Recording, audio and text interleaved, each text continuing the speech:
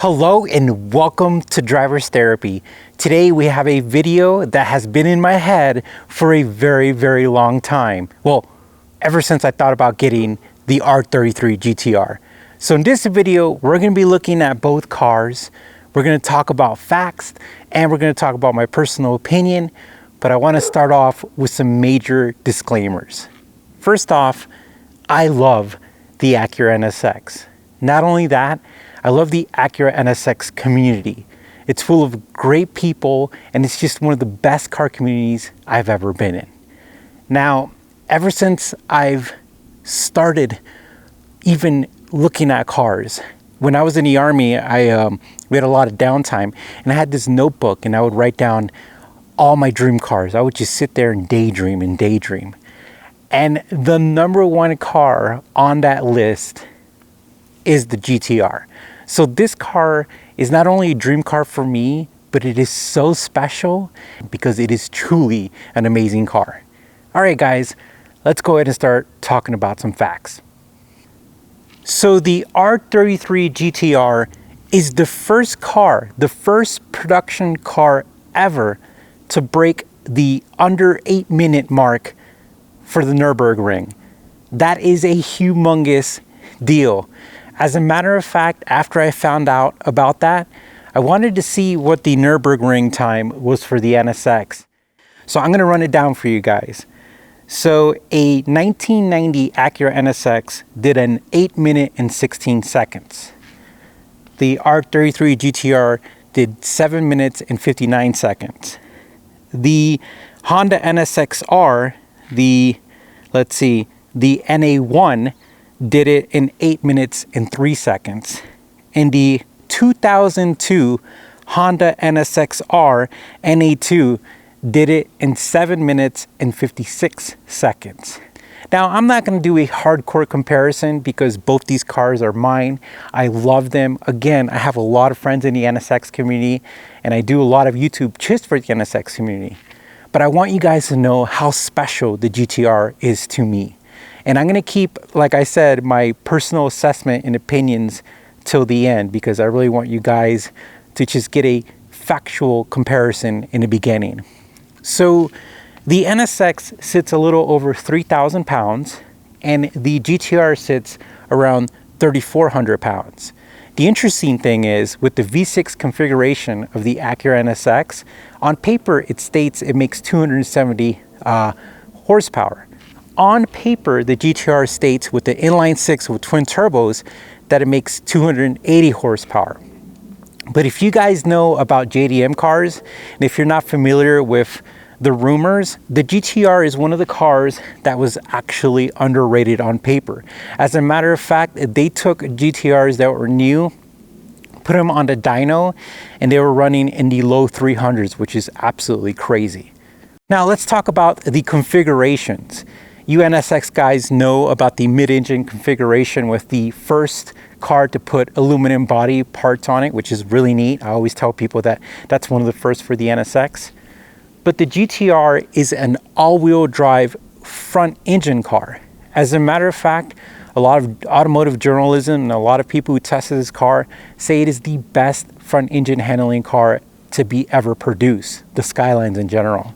So with the configuration of front engine with all-wheel drive versus a mid-engine drive, I really think, in my opinion, that there's a solid tie because, as you know, front engine rear-wheel drive cars, they definitely have a balanced bias and they handle a certain way. And of course, mid-engine cars are one of the most perfectly balanced cars because of their engine placement.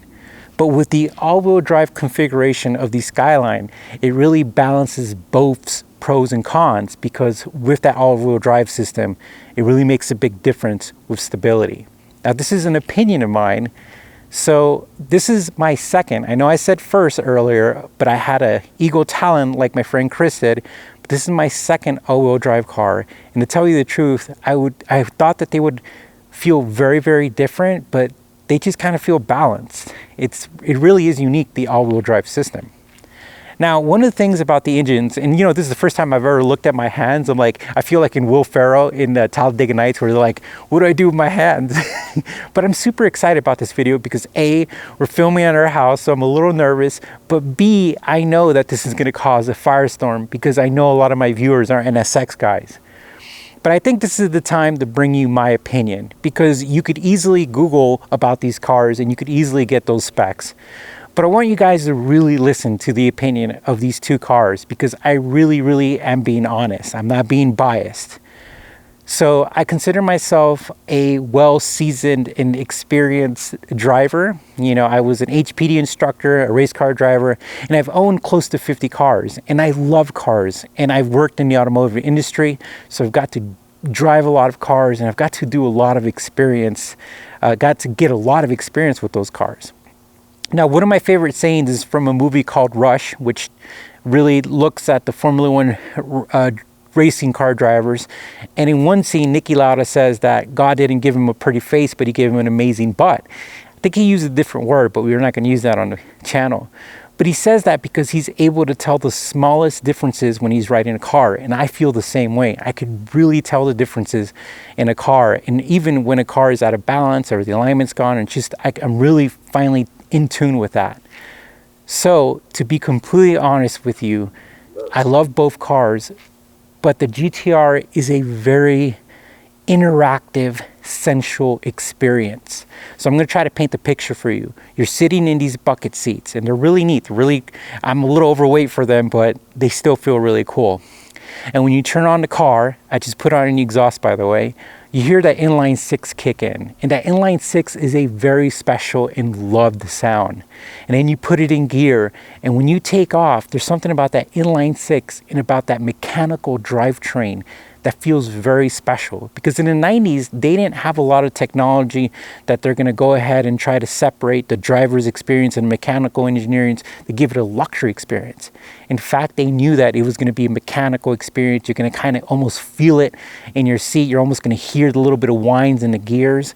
And that's what really makes this car extremely special. It's because it just is a complete package. It was a car that was built for a single purpose with no compromise. And the GTR is truly one of those cars that feels mind-blowing.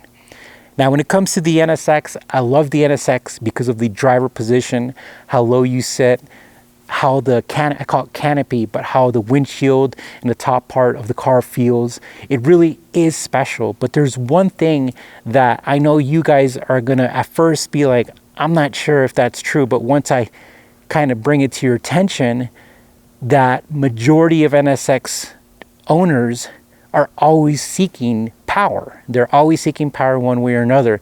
Supercharger, turbocharger, any type of modifications they could do. They're always seeking that higher power to weight balance. And that's one of those things that a lot of people say that the NSX needed more power. Well, I'm an old man driver, so when I drive the NSX, I like it to be calm, right? And the crazy thing about it is that I could see how it would be a whole different experience if it had more power. But when it comes to the GTR, it has that power. And not only that, if you're switching out a downpipe, 40 horsepower. You know, you could up the boost. Right now, I have a Nismo factory ECU in there that ups the boost a little bit, does a little bit with the fuel trim, but the car feels like a rocket ship, and it puts a huge smile on your face. The NSX, I love it as a cruiser, but you could tell that the power situation is something that a lot of people have always wanted to address. Coming from NS Expo, I saw that firsthand. I would say at least 3/4 of the car there had something done as far as forced induction. So when it comes to these two cars, I'm not gonna lie to you, I love them both, but I really feel that the GTR did not have a compromise. They knew that they were a high performance car. They knew that they were a twin turbo all-wheel drive beast. And when it came to the NSX, I think they were catering to that high-end luxury market, and that they might have went underpowered and really left out something that the NSX could have really shined in, and that's by having at least an extra 50 horsepower. Well guys, I hope you find this video interesting. I'm really excited because, again, living the dream here. I love these cars. I did talk about maybe selling the NSX for the newer NSX, but I change my mind like I change my underwear. So don't ever take my word for serious because I just changed my mind. But there is one thing we do here in driver's therapy is that sooner or later we do make a decision, and it's usually awesome. All right, guys, thanks for watching. You take care, and we will see you soon.